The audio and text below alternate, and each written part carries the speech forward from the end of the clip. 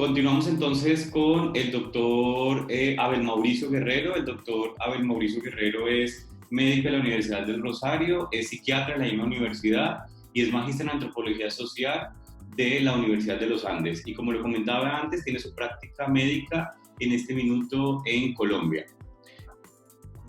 Les agradezco muchísimo la invitación y bueno, solo por recapitular un poco, eh, las demencias son cuadros progresivos que, además de cursar con deterioro de los aspectos cognitivos, que como nos mencionaba Luis anteriormente, suelen ser el eje central del diagnóstico, suelen cursar igualmente con múltiples síntomas emocionales y conductuales que generan un malestar importante tanto al paciente como a sus cuidadores. En ese orden de ideas, los pacientes pueden desplegar un amplio rango de síntomas que suelen presentarse con la evolución de la enfermedad. Entonces, además de esta pérdida de memoria y de disfunciones de su funcionalidad cognitiva, con frecuencia hay deterioro en la regulación de emociones que van llevando a cambios de la personalidad del sujeto y a problemas de conducta que pueden llegar a constituir unos cuadros mentales francamente explícitos, como los que vemos referidos aquí como depresión, ansiedad o alucinaciones. En este sentido, los planes de manejo que procuremos instaurar nosotros deberán organizarse de la manera más personalizada posible, ser multimodales e incluir un seguimiento y monitorización regulares de los síntomas para evaluar su emergencia, resolución, reaparición a lo largo del tiempo y poder así instaurar un manejo adecuado. Mm, ya, listo. Bueno, um, a manera general, a propósito del abordaje de estos pacientes, las intervenciones psicológicas, conductuales y farmacológicas suelen usarse de manera intercalada y alternante entre ellas. Sin embargo, es muy recomendado implementar cambios de a una a la vez, porque de esa manera vamos a poder tener una imagen un poco más real de cuáles son los efectos de cada una y cuáles nos están ofreciendo los mejores resultados en el caso de cada paciente. El seguimiento de los pacientes con trastorno cognitivo suele requerir visitas tanto profesionales de primer nivel de atención como profesionales especializados en el área. Y la frecuencia de ese seguimiento siempre va a estar mediada por las necesidades clínicas de cada persona. Sin embargo, aún en aquellos casos en que tengamos un paciente ideal con un excelente control sintomático, es muy recomendado que estos controles no sobrepasen los 3 a 6 meses de seguimiento. Eh, Aquellos pacientes con cuadros particularmente complicados, como aquellos que tienen cuadros agudos de agitación de forma recurrente, pueden necesitar controles mucho más seguidos. En ese sentido, va a ser importante garantizar que tengamos opciones como el manejo mediante programas como Hospital Día o programas como de hospitalización en aquellos casos agudos en donde se requiera, ojalá cortas dentro de lo posible, siempre garantizando el manejo más adecuado para estos pacientes. No obstante, es muy importante recordar, y eso es necesario transmitírselo a los cuidadores, que así hagamos el manejo ideal, la progresión misma de la enfermedad en muchos casos va a obligar a que la intensidad de los síntomas exceda la capacidad de cuidado domiciliario y en ese sentido va a ser necesario ubicar instituciones de manejo permanente en aquellos casos en donde sea disponible incluso esta opción. Ahora bien, a propósito de los diagnósticos que siempre tenemos que tener en cuenta en el momento de evaluar alteraciones conductuales o psicológicas en los pacientes con demencias o trastornos cognitivos, va a estar el fenómeno del delirium. Recuerden que el delirium es un estado confusional genérico, que no es un signo sine qua non de nada, pero quiero aprovechar esta oportunidad para hacer un señalamiento muy particular, y es que si bien no todo delirium es una demencia, toda demencia en algún momento sí va a presentar delirium. La prevalencia de delirium en la población de personas con trastorno cognitivo mayor es muy elevada. Y en ese orden de ideas, cualquier episodio de agitación, de alteración psicológica o conductual que tengamos en nuestros pacientes siempre deberá cursar o deberá verse atravesado por la necesidad de hacer un diagnóstico diferencial de este tipo de cuadros. Lo mismo sucede con los cuadros depresivos. No creo que en este espacio podamos profundizar mayormente sobre esto, pero es muy importante recalcar en nuestra audiencia del día de hoy que la depresión es un diagnóstico diferencial tanto del diagnóstico mismo de los trastornos demenciales, lo que mencionaba ahora Luis a propósito de la pseudodemencia depresiva, como se conocía anteriormente, pero de igual manera de los episodios de alteraciones conductuales o psicológicas de un paciente con una demencia ya diagnosticada.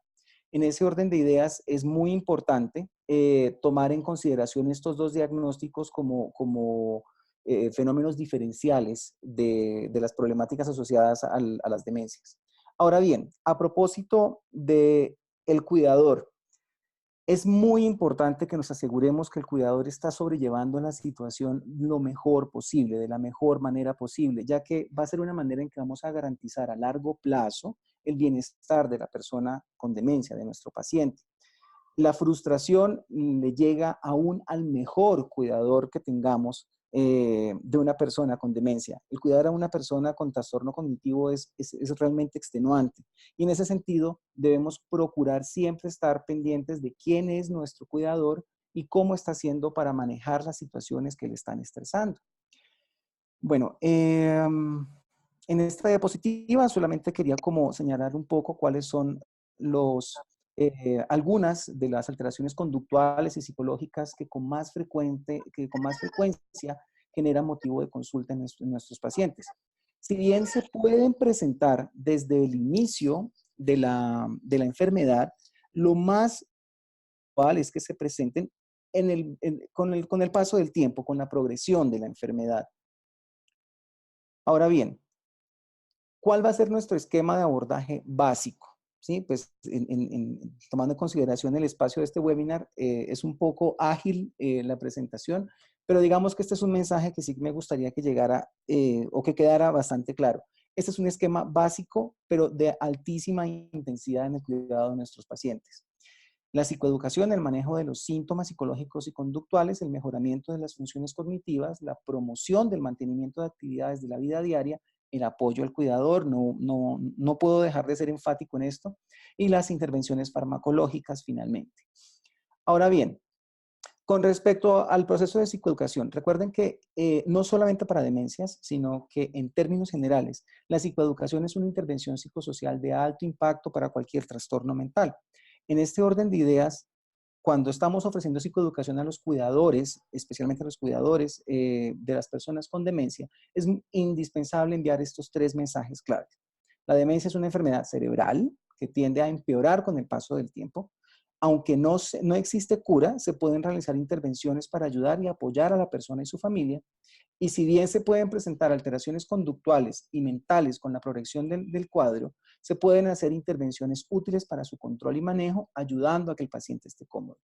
Como se pueden dar cuenta, no son mensajes fáciles de enviar. Es decirle a una persona que tiene una enfermedad que no tiene cura y que va a tender a deteriorarse, siempre implica que hagamos este ejercicio con mucha empatía, pero señalando que hay esperanza en el apoyo al manejo, pero de una manera honesta, señalando que no podemos permitir que las personas se armen imaginarios inadecuados a propósito del desarrollo de este tipo de enfermedades. Ahora bien, ¿cómo vamos a abordar el manejo de las alteraciones psicológicas y conductuales? Estas son las 4 intervenciones básicas que hay que tomar siempre en consideración. La primera, los problemas de salud física. Siempre debemos descartar la presencia de cualquier alteración física que pueda ser la base del episodio de agitación o de alteración conductual que estamos evaluando en este momento. Lo que hablábamos anteriormente, los fenómenos de delirium pueden ser una manifestación en este sentido y hay que tomar siempre en consideración la necesidad de derivar a algún centro de urgencia, por ejemplo, si sospechamos algún cuadro como algún hematoma subdural después de una caída o algo así, es indispensable que podamos tener el recurso de derivarlo cuando consideremos que sea pertinente. Considerar adaptaciones ambientales. Bueno, esto alude mucho es a todas esas modificaciones que podemos hacer en la casa en que vive el paciente, en el espacio en el que vive el paciente, para garantizar que él, por ejemplo, maneje adecuadamente su entorno. Estrategias muy frecuentes son, por ejemplo, poner flechas en el piso en cartulina para que el paciente reconozca cuál es la ida al baño, poner letreros, por ejemplo, sobre la puerta del baño, sobre el cuarto del paciente, sobre el cuarto del cuidador, la cocina, ¿sí? Con eso el paciente va a estar pendiente y va a poder reconocer los espacios propios, aún en algunos momentos en donde haya una progresión importante de la enfermedad. Identificar eventos o situaciones desencadenantes. Un cuidador juicioso se va a dar cuenta fácilmente de qué circunstancias facilitan episodios de agitación. Por ejemplo, fenómenos asociados a la penumbra, el famoso sundowning, como dicen los norteamericanos, eh, que si el paciente se queda en zonas donde no hay mucha luz, que se arma un cierto fenómeno de penumbra, suelen presentar episodios de agitación. En esos casos hay que identificar ese tipo de eventos. Otras situaciones comunes son llevar al paciente a un supermercado donde hay mucha gente. Bueno, entonces evitar ese tipo de circunstancias. Y finalmente, promover estrategias tranquilizantes o distractoras. Así como podemos identificar eventos desencadenantes, podemos identificar eventos que ayudan a tranquilizar al paciente. Por ejemplo, sentarnos a hablar con él, ir a dar un paseo corto. Situaciones como esas es muy importante apoyar en su identificación para la aplicación de estrategias que ya sepamos ayudan al paciente. ¿Cómo vamos a promover el funcionamiento de las actividades de la vida diaria? Es una de las intervenciones también de muy alto impacto. Dentro de lo posible debemos procurar que el paciente continúe activo social, personal y ocupacionalmente. En ese sentido, es importante planear actividades que potencien al máximo la independencia. Por ejemplo, facilitar estrategias, tener adaptadores o sillines en el baño para que el paciente pueda bañarse, utilizar cepillos con mangos amplios, anchos, para que el paciente los pueda utilizar y él mismo gestionar su autocuidado de higiene. Mantener seguro el entorno doméstico por donde camina el paciente, procurar que los pasillos estén libres, mantener despejado el piso de la casa, implementar adaptaciones cuando sea factible, por ejemplo, pasamanos en las escaleras o, por ejemplo, rampas en casa. La recomendación de actividad física siempre será una necesidad en este y en cualquier caso. El manejo de déficits sensoriales. Bueno, sobre eso sí quiero como detenerme un poco. Desafortunadamente es muy frecuente en nuestro entorno que el paciente mayor con demencia empieza a tener, por ejemplo, cataratas. Entonces, como tiene demencia, no lo operan, un poco lo desahuciamos. Y no, todo lo contrario. Los pacientes con déficit cognitivo van a tener mayor probabilidad de complicarse con presencia de síntomas como alucinaciones. Y en ese orden de ideas debemos procurar garantizar, sea primer nivel o en atenciones complementarias, que se gestione el adecuado manejo de este tipo de problemáticas. Promover el funcionamiento cognitivo. Hay que entrenar con mucha frecuencia a los cuidadores para que den información de maneras adecuadas. Uno a veces encuentra que le dan 5 mensajes al pobre paciente con demencia y él se perdió desde la primera indicación.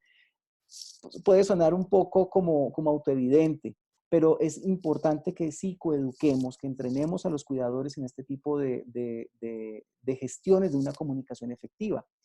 Es bueno utilizar herramientas como mecanismos como carteleras, en donde esté la fecha, el día, la hora, la temporada del año en la que estamos. Estamos en invierno, estamos en verano, estamos en algún mes especial, estamos en Navidad, estamos en Halloween, estamos en el mes de las madres. Ese tipo de cosas ayudan a que el paciente apuntale un poco de su self en el contacto con la realidad.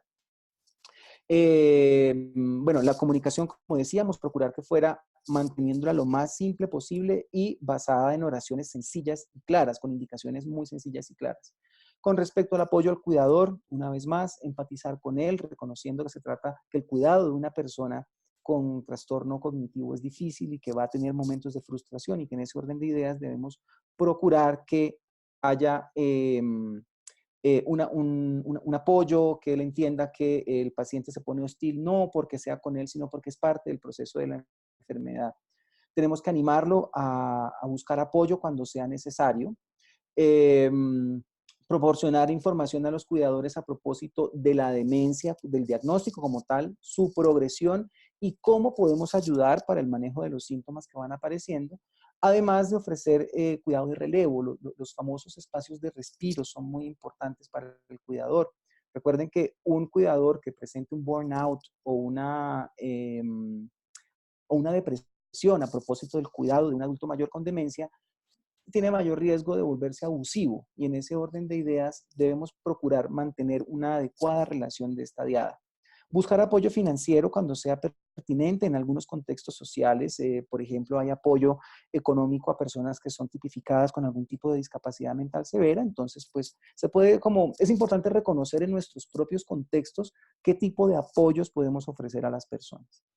Finalmente, las intervenciones farmacológicas, ojalá siempre sean bajo supervisión de un especialista. Recuerden que muchos de los medicamentos que usamos en primera línea para el manejo de las alteraciones psicológicas y conductuales tienen un black box de aumento del riesgo de mortalidad o de presencia de trastornos cerebrovasculares a propósito del uso de medicamentos como la olanzapina o la risperidona. No obstante, siguen siendo medicamentos de primera línea en el manejo de estos cuadros. Con respecto a las benzodiazepinas, algunos grupos las utilizan. En general, es preferible no hacerlo por sus mismos efectos deleterios en cognición. Sin embargo, en algunos casos pueden tener indicaciones muy precisas. Recordar siempre que en términos generales, con un adulto mayor debemos utilizar la dosis más baja posible durante el menor tiempo necesario. Y en ese orden de ideas, también evitar medicación con efectos anticolinérgicos, incluidos aquellos medicamentos naturistas que en nuestros contextos latinoamericanos solemos asumir que porque son naturales, son inocuas, y no es cierto. Y en ese orden de ideas, por ejemplo, cosas como la... Eh, se me fue. Unas gotas que utilizan con mucha frecuencia aquí en Colombia, por ejemplo, la valeriana, pueden tener efectos deleterios en los fenómenos cognitivos. Bueno, les agradezco muchísimo la atención. Esta era la presentación que quería compartir con ustedes, y quedo atento a preguntas, no sé si ahora o más adelante en el webinar. Gracias, gracias, doctor Abel. Muy interesante la visión. Yo aprovecho realmente para tener, porque sí tengo una pregunta. No sé si el resto tiene una pregunta, pero tenemos un minuto para hacer una pregunta y si Claro alguien que no sí. tiene, yo sí quiero explorar un poco más sobre... la doctora Olga tiene una pregunta. Voy a darle ya la... Doctora Olga, la escuchamos. He leído en algunos artículos de la presencia de gluten y la enfermedad de la demencia. Es importante algunos manejos a nivel de dieta, de alimentación con estos pacientes. Bueno, pues como siempre, como sucede en salud mental, desafortunadamente no tenemos una respuesta estándar que pueda dar cuenta del 100% del fenómeno. Sin embargo, con respecto a cuidados dietarios, la principal recomendación es lo que se ha definido la dieta mediterránea, que es muy rica en cereales, que es muy rica en verduras, en frutos secos, por ejemplo. Sin embargo, ustedes pueden encontrar asociaciones muy particulares. Esta con respecto al gluten realmente no tiene mayor evidencia. Sin embargo, recuerden que la intolerancia a sacáridos como el gluten con mucha frecuencia puede estar asociada a otro tipo de fenómenos como intolerancias gastrointestinales que facilitan fenómenos de deshidratación en el adulto mayor y que facilitan presencia de muchos otros síntomas. En ese orden de ideas, creo que como siempre la idea es procurar un manejo muy holístico, muy intercomplementado con todo lo que se pueda hacer. En últimas, se puede hacer el experimento. Cada paciente puede tener resultados distintos ante abordajes, por ejemplo, de cambios de dieta. Y si ustedes ven que es una cosa que le funciona a un paciente particular, pues yo pienso que es válido su empleo. No sé si eso contesta tu pregunta, Olga.